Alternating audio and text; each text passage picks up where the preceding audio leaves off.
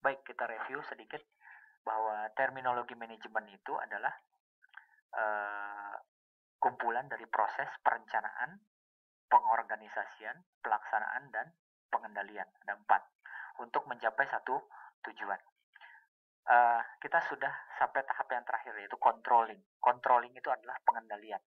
Jadi kalau Anda seorang manajer di Cafe de Coral, itu pagi-pagi merencanakan, kemudian agak siang bagi-bagi tugas, ya. Kemudian setelah itu bagi-bagi tugas, Anda laksanakan. Jangan hanya sekedar bagi-bagi tugas, dan terakhir adalah pengendalian atau controlling. Nah, di dalam pengendalian ada terminologi pengendalian. Ya, pengendalian is controlling is the measurement and correction of performance in order to make sure that enterprise objective and the plans devised to attain them are being accomplished. Jadi pengendalian itu adalah pengukuran dan mengoreksi terhadap performance. Ya, performance itu apa yang mereka laksanakan in order to make sure, untuk meyakinkan that enterprise objective, bahwa tujuan perusahaan and the plans devised to attain them are being accomplished. Intinya telah dilaksanakan. Jadi, dulu saya pernah menerangkan bahwa controlling itu membandingkan antara planning dengan actuating. Anda membandingkan apa yang direncanakan dengan yang dilaksanakan. Logikanya, kalau yang direncanakan sama dengan yang dilaksanakan, bagus. Tapi kalau yang direncanakan berbeda dengan yang dilaksanakan, jelek. Direncanakan menjual 100 unit, tetapi kenyataannya cuma 50, jelek. Jadi itu. Tetapi apakah cukup membandingkan? Ternyata tidak. Prosesnya itu harus ada solusi. Kalau ternyata jelek, apa yang harus dilakukan? Itulah yang disebutkan pengendalian. Nah, di sini ada beberapa keterkaitan antara fungsi pengendalian perencanaan. Nah, di sini pengendalian ada yang namanya standar. Ya, berarti kalau Anda ingin melihat sesuatu atau menilai sesuatu, Anda harus punya standar. Contoh, setiap pagi Anda belanja buah di pasar. Tentunya Anda punya dong gambaran mana buah yang bagus, mana buah yang sedang, mana buah yang jelek. Berarti kita punya knowledge base atau standar. Kemudian yang kedua, pengendalian itu ada ukuran. Ada apa ukurannya? Nah, ada 3 ukuran ya. Tercapai, apakah sama, atau tidak ada improvement. Nah, makanya di dalam pendidikan itu ada yang namanya bagi-bagi rapot. Bagi rapot itu adalah proses controlling. Di awal semester, si ibu punya rencana terhadap anaknya, dia masukkan ke sekolah ini, berarti planning. Kemudian setelah masuk sekolah, si ibu membagi-bagi tugas anaknya. PR jam berapa? Les jam berapa? Itu bagi-bagi tugas. Organizing. Kemudian dilaksanakan, dan terakhir dia lihat rapotnya. Kalau rapotnya bagus, berarti apa yang direncanakan sesuai dengan apa yang dilaksanakan. Itu ukuran. Hanya ada ukuran di sini. Kemudian ada perbandingan. Si ibu membandingkan. Nilai matematika yang bagus itu kan 9. Tetapi anak saya cuma dapat 6. Berarti ada masalah. Itu yang disebut dengan perbandingan. Nggak sampai perbandingan. Harus sampai kepada tindakan. Kalau anaknya nilainya 6, apa yang harus dilakukan? Itu yang disebut dengan pengendalian. Nah, jadi konsep pengendalian itu ada 4, ada standar, ukuran, perbandingan, dan tindakan. Nah, sekarang proses pengendalian. Bagaimana cara kita menentukan standar? Pada prinsipnya, standar adalah kriteria hasil kerja. Standar adalah hal-hal yang dipilih dari keseluruhan program perencanaan di mana pengukuran hasil kerja dilakukan, sehingga manajer dapat menerima sinyal tentang hal-hal tertentu yang terjadi. Contoh, bagaimana ceritanya restoran sederhana itu ada 100 cabang di Indonesia ya, restoran sederhana. Rasa gulai ayam di satu tempat itu akan sama dengan rasa gulai ayam di tempat yang lainnya, ya nggak? Coba Anda makan restoran Simpang Raya di Padang dengan restoran Simpang Raya di Jakarta, sama hasilnya. Gimana ceritanya? Berarti mereka bikin standar. Kentucky Fried Chicken di setiap tempat sama kan rasanya kan? Nggak mungkin nggak beda, kecuali lain negara. Saya tahu kalau KFC Malaysia dengan KFC Hong Kong lain rasanya, lain juga dengan Indonesia. Gimana ceritanya kok mereka bisa mengatur kok sama ya antara ayam yang satu dengan ayam yang lainnya? Berarti kan ada standarnya. Bagaimana cara mereka menentukan standar? Pada saat memasak suhunya sekian, kapasitas garamnya sekian, itu yang disebutkan standar. Sehingga sama. Kan nggak lucu kalau McDonald Tin Hau lain rasanya dengan McDonald Chunwan. Nggak lucu. Makanya mereka membuat standar. Berarti langkah-langkahnya itu harus dicatat, ya. Nah, makin kecil kadar teknis suatu pekerjaan, makin sulit untuk menentukan standarnya. Makanya kalau Anda ingin punya restoran besar, harus bikin standar. Kalau misalkan Anda bikin roti 1 sampai roti nomor 5 aja sudah lain, jangan berpikir untuk punya restoran besar. Anda tahu di Mall Taman Anggrek di Jakarta itu ada roti boy ya Bu ya. Itu roti boy itu laku sekali ya. Kenapa dia bisa laku? Karena rasa roti nomor 1 dengan rasa nomor berikutnya itu sama, yaitu rasanya seperti itu. Ini menentukan standar. Standar yang baik adalah standar yang dapat diukur. Nah, lalu bagaimana standar yang baik? Dapat diukur sehingga bisa ditiru oleh cabang yang lainnya. Jangan agak susah. Nanti gimana ceritanya kalau misalkan tidak bisa diukur? Si rasa rendangnya saja lain-lain itu antara setiap toko. Berarti harus ada cara mengukurnya. Nah, itulah yang disebutkan standar. Makanya pada saat ada standarisasi itu harus ditulis, dituangkan ke dalam bentuk buku, manual. Makanya sekarang standarisasi itu gampang. Daripada Anda menerangkan 10 kali, lebih baik Anda tulis. Kemudian setiap kali ada orang masuk untuk bekerja di perusahaan Anda, nih baca, ini standarnya, selesai sudah. Tidak perlu 10 kali nerangin, kan repot. Tidak perlu 10 kali ngelatih, cukup aja bikin videonya selesai. Itu ada standarisasi.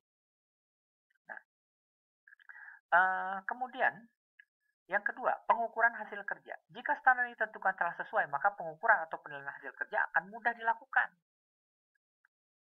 Ya, sederhananya begitu saja. Kalau sekiranya sederhana, membuat satu jenis rendang. Nah, biasanya yang saya tahu ya, si restoran seperti ini dia punya namanya quality control.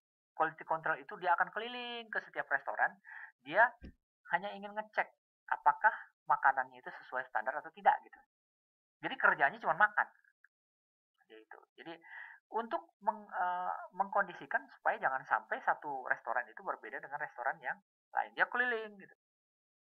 Nah, kemudian dia jago biasanya. Dia cicipin, oh ini kurang ini, oh ini kurang ini. Berarti kan ada kesesuaian. Berarti kan dia punya indikator keberhasilan. Oh, kalau bisa diangkakan akan lebih bagus. Ya, dulu saya punya teman ahli pakaian, quality control pakaian Bu. Dulu saya kerja di Gap. Kemudian dia ngecek saja pakaian. Dengan memegang pakaian, dia sudah tahu, oh ini soft tannernya kurang sekian persen. Oh ini cleanernya kurang sekian persen. Tolong dicuci lagi gitu. Berarti kan dia udah tahu standar. Nah, itu pengukuran hasil kerja. Jika standarnya sudah jelas, maka dia bisa tahu apakah ini di atas standar, sama dengan standar, atau kurang dari standar. Kemudian apa yang dilakukan kalau di bawah standar? Berarti harus ada koreksi. Kenapa harus begini? Ya, makanya si tukang mencicipi rendang tadi, dia akan tahu, oh, Pak, sebaiknya masaknya suhunya sekian nih, ini terlalu gosong. Pak, sebaiknya kadar garamnya sekian sendok, ini terlalu asin misalkan. Nah, itu tindakan koreksi. Nah, itu kontrol atau pengendalian. Nah, dalam menetapkan standar, itu ada beberapa standar. Yang pertama adalah standar fisik. Orang bisa menilai keadaan sesuatu berdasarkan kondisi fisik.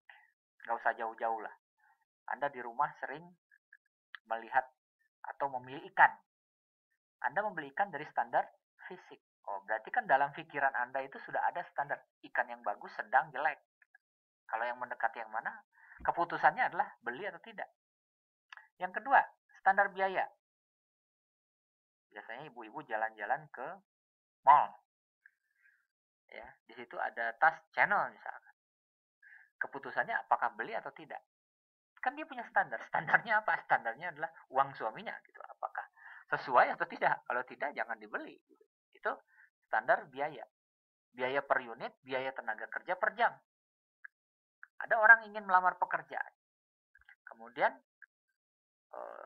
wawancara. Nah, kamu saya gaji sekian. Kalau misalkan katanya memenuhi standar ya lanjut, kalau tidak ya tidak dilanjutkan. Kemudian yang ketiga ada yang disebut dengan standar modal atau capital standar. Modal ditanamkan dalam perusahaan bukan berhubungan dengan biaya operasional perusahaan. Contohnya return on investment. Return on investment itu kalau kita mengeluarkan uang, katakanlah 10 juta. Berapa lama itu 10 juta balik lagi ke kita? Nah, itu standar. Bisnis yang bagus, lebih cepat, lebih bagus. Gitu kan? Kan orang punya standar. Kalau saya naruh 10 juta, 10 juta itu harus balik dalam waktu 3 hari. Nah, berarti standarnya 3 hari, return on investment. Ya. Tapi apakah 3 hari sudah senang? Belum. Orang naruh 10 dapat 10. Yang senang itu apa? Naruh 10 dapat 15. Nah, itu return on investment. Kemudian standar pendapatan atau revenue. Ada orang yang memilih pekerjaan tertentu. Jadi supir taksi misalkan. Pendapatannya cukup 1 juta per bulan, cukup ya cukup. Berarti itu sesuai dengan standar dia. Ya. Kemudian standar program. Jika hasil kerja berhubungan dengan sesuatu yang diadakan oleh perusahaan. Ya. Program itu gini misalkan. Konsulat Jenderal mengadakan program welcoming program. Ya, jadi setiap TKI yang datang itu harus dikasih welcoming program. Standarnya adalah dalam 1 bulan harus dilakukan minimal 6 kali. Tetapi pada kenyataannya yang dilakukan hanya 4 kali. Berarti kan tidak memenuhi standar. Itu namanya standar program. Program misalkan, Anda ikut program atau kursus memasak. Standarnya, lulus Anda harus bisa masak roti. Tapi pada kenyataannya Anda tidak bisa masak roti. Berarti kan itu di bawah standar. Nah, itu namanya standar program. Kemudian goals of standar. Anda punya tujuan. Sekarang Anda kuliah. Di jadwal Anda, standar Anda selesai itu tanggal sekian, bulan sekian itu. Ya kan? Di jadwalnya ada tanggal sekian, bulan sekian. Kalau tanggal sekian, bulan sekian nggak selesai-selesai juga, berarti ada masalah. Model tadi pagi anak datang, ternyata dia menikah dapat orang Hong Kong. Gitu kan? Mestinya Agustus tanggal 10 dia sidang. Mestinya. Karena itu angkatan SMU, angkatan kelima. Tetapi dia menikah, ngilang. 1 tahun. Akhirnya orang-orang pada sidang, dia tidak. Nah, berarti kan ada goal of standard. Tujuannya tidak tercapai untuk sidang di bulan Agustus ini. Saya nggak tahu di antara kalian nanti yang sidang cepat atau tidak. Nah, tindakan koreksi dibedakan menjadi 2, yaitu tindakan perbaikan segera dan tindakan perbaikan mendasar. Nah, sekarang bagaimana caranya mengendalikan? Nah, kalau Anda berbicara tentang restoran, gimana caranya ya supaya, atau berbicara tentang baju. Dulu, waktu saya jadi QC, baju itu harus dicek sehingga saya tahu garis kiri itu harus sama dengan kanan. Kalau di sini jatuhnya nih pas di titik tengah ini coklat, di sini harus coklat. Kalau nggak begitu jelek itu baju.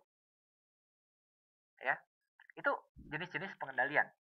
Kemudian misalkan kalau di sini jatuhnya warna abu-abu, di sini harus abu-abu. Itu standar cap. Ini garis harus nyambung. Ada baju yang sudah dikancingin, yang enggak satu ke sini, yang satu ke sini. Jadi itu tidak sesuai standar. Kalau baju saya dibuka, ini kan kancingnya sampai ke bawah. Ada yang ngatung ke atas satu. Berarti kan tidak sesuai standar. Nah, bagaimana cara kita mengendalikan supaya baju itu seperti itu? Yang pertama, feed forward control. Disebut dengan preliminary control. Kontrol ini dilakukan pada saat input. Jadi kita atur pada saat sebelum memotong bahan. Ya. Jadi sederhana, restoran sederhana itu bisa rendangnya enak. Kenapa? Sebelum dia beli daging, dia harus cek, oh dagingnya itu harus bagus. Di awal sekali, itu namanya feed forward control. Jadi di awal. Sebelum masuk, sebelum diapa-apain. Yang kedua, ada yang namanya concurrent control. Pengenalan ini dilakukan terhadap proses transformasi input menjadi output untuk memastikan bahwa proses tersebut memenuhi standar organisasi.